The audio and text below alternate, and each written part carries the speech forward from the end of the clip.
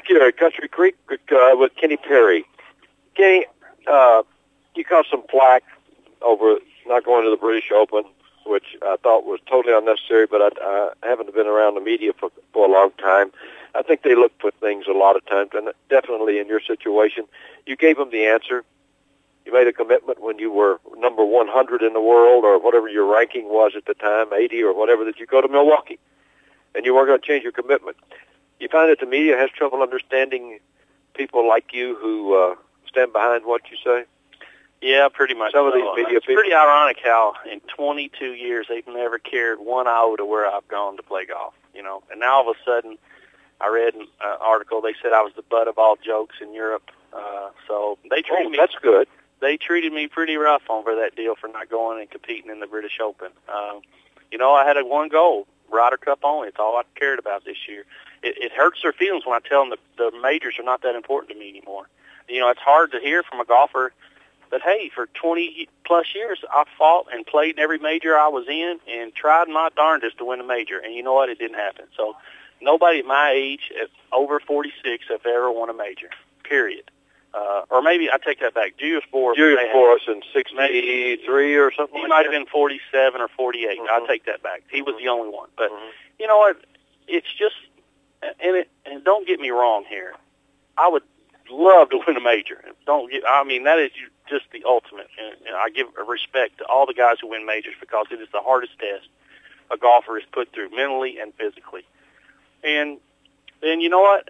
It's just, you know, I think I'm playing better because I'm not trying as hard. Mm-hmm. And you know what? I'm more relaxed, and I'm just playing golf. But anyway, I set my goal early in the year to make the Ryder Cup team. I want to play for our country, and I want to play at Valhalla in front of my home folks and fans. And I just thought that's going to be the icing on the cake for Kenny Perry. That's going to be my greatest major ever, a good way for me to celebrate my career with everybody here in my home state.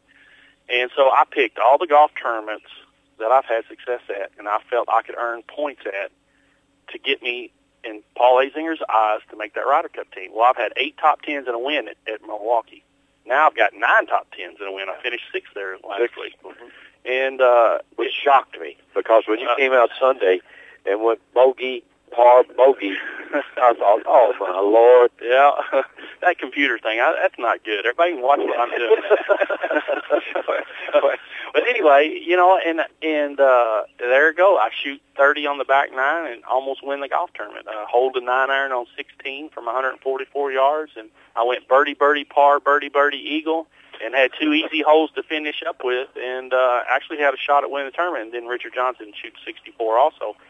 But you know what? It got me right back in the hunt. Got me. But going back, I picked all tournaments that I thought I could do well at. And you know what? I played in 7 British Opens, I believe. My stroke average is 76 point whatever over there. It's great golf. It's interesting golf. It's not KP golf. It's not my style of golf. It's on the ground. It's under the wind. It's rolling up. It's bump and run. In America, we play in the air, trying to hit it high and as soft as you can hit it to make that ball stop around those concrete greens and those crazy flag positions. And it's just a long. If I would have went to the British, I would have had to give up the John Deere because I would have left early to go get acclimated to the time change and all. That would have cost me a win. And to me, wins are huge at my age. No kidding. And then Milwaukee, you know what? I didn't win, but you know what? I proved something to myself. You know, I was mentally kind of down a little bit that week. I was tired. You know, I'd won 2 weeks in a row. For me, I had a week off in between the 2 wins between the Buick and John Deere. But, you know what? I had a lot of press aggravating the crap out of me at Milwaukee. But I had a lot of support from the fans at Milwaukee, which made me feel pretty good. I noticed that, and you could hear it. It came across on television. You know, I'm sitting here looking at the PGA Tour statistics you're aware of, and they seems like they cover everything, but you have the lowest scoring average on the tour. That's the Barton Trophy. Whoever finished with the lowest. Is that the first time? First time ever. In my 22 years, I've seen my name number 1. You know, Tiger's always dominant. You're number 1. And I look down here at another important stat. You're number 2 on the money list. Yeah. And that may be the highest that you've ever been. Yeah, my wife likes that idea. But here's a statistic that surprises me a little bit. You are number 2 on the birdie average. but you're not listed in the top 10 on the Eagles. Yeah, I've only made four Eagles this year. 4 Eagles all year? That's it. I just see Is that low for you? It's a little low. I'm not a big Eagle guy, even though I can get to all the par fives and stuff. I just, you know what? I don't usually convert them for whatever reason. I don't hit it close enough to the hole or whatever. It just that's just the stat I've never been great at. So it seems like over the years I remember seeing your name though listed somewhere in there for Eagles because you were considered for years one of the longest hitters on the tour. And now you've sort of dropped back, and I've heard you allude to that. Accuracy. You're not hitting it quite as far as you know. used to. Yeah, well, you know, the older you know how that goes. The ball just gets closer and closer to me after I hit it. Every time I hit my driver, my buddies say, "Nice shot. What'd you hit? A 9-iron?"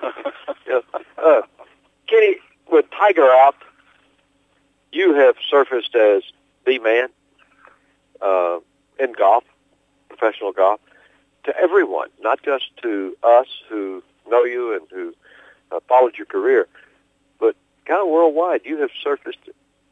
What is this? What kind of position does this put you in? Awkward. Yeah, never been there, never done that.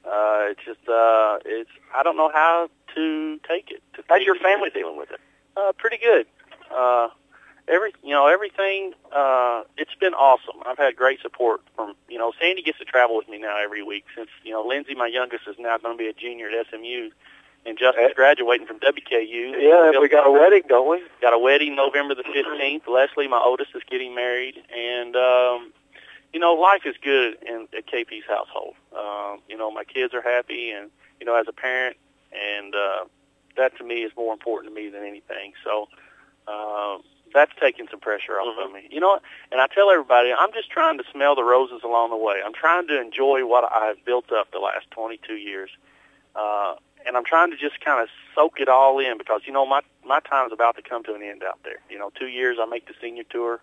But I've earned, now with these 3 wins, I've got like 6 more years of eligibility on the PGA Tour, so I can actually play the PGA Tour. Both of them, same time? Until I'm 54. They can't kick me off of it. So, so I'll probably do double duty when pick and play where you want to play. Just back, just play wherever. I guess Sandy her whole life never got to travel much. She's always raised the kids, and it's been great to see her enjoy the country, enjoy the United States, and we've traveled a little, and it's been great for me to see her with a smile on her face and getting to enjoy that a little bit. So it's made me feel a lot better. Let's take a break here. Kenny Perry is with us. You're listening to the ExxonMobil West and West Show.